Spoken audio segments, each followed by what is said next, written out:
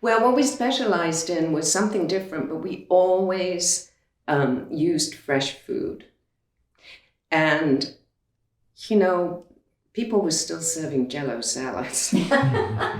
So we were doing totally different things. And actually, I thank Dr. Alexander, who was the chancellor of the university, because he hired us when the Etheridge Center was not finished, but it had created such a buzz in Aiken that he wanted people to see it. So there was no carpet on the floor, but you could tell it was going to be a theater. And so he wanted people to come in and see it. So he had a reception and he asked the three of us if we would cater it. Well, 500 people went to that event. And the next week, our phones started ringing. And so instead of being just little, it grew. Then it grew to such a point that we couldn't continue doing it from our homes. The Department of Health does not like that. And so we had to take the next step, which I thought was going to be just having a building or kitchen, a catering kitchen that we would work from. But in the end, we bought number 10 Downing Street because Ginny needed a place to live along with her boys. And there were little houses in the back, and she could be in the carriage house.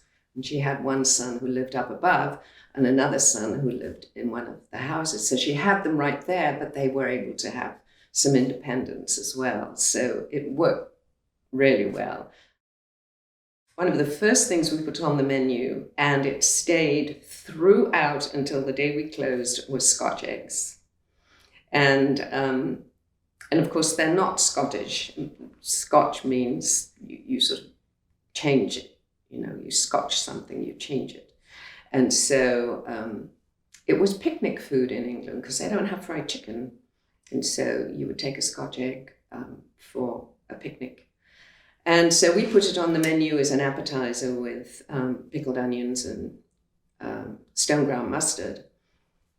And I still make them for the races, and people ask me to make them for them. Yes, there are many, many stories. We had delightful hunt breakfasts in the garden. We had a big joggling board. We have a photograph of them in their pink coats and green coats sitting on the joggling board. We never had any actual horses there, but we had a lot of the hunters. I remember doing, I think we only did one Mother's Day brunch because we were totally overwhelmed. People were lined up on Lawrence Street, and we couldn't cope. We were too small. We weren't expecting it. It was perhaps the second year it was probably the first year we were open. We opened Masters Week, which was foolish, but we did. And so I think it was the first one, and we didn't know what to expect. And we said, we're not going to do this. We're both mothers. We're going to have Mother's Day at home in the future.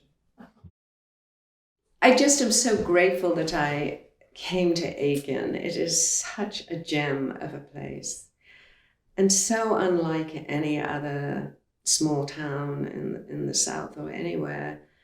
And I never dreamt that I'd always been in a city. I'd never dreamt that I would be so content here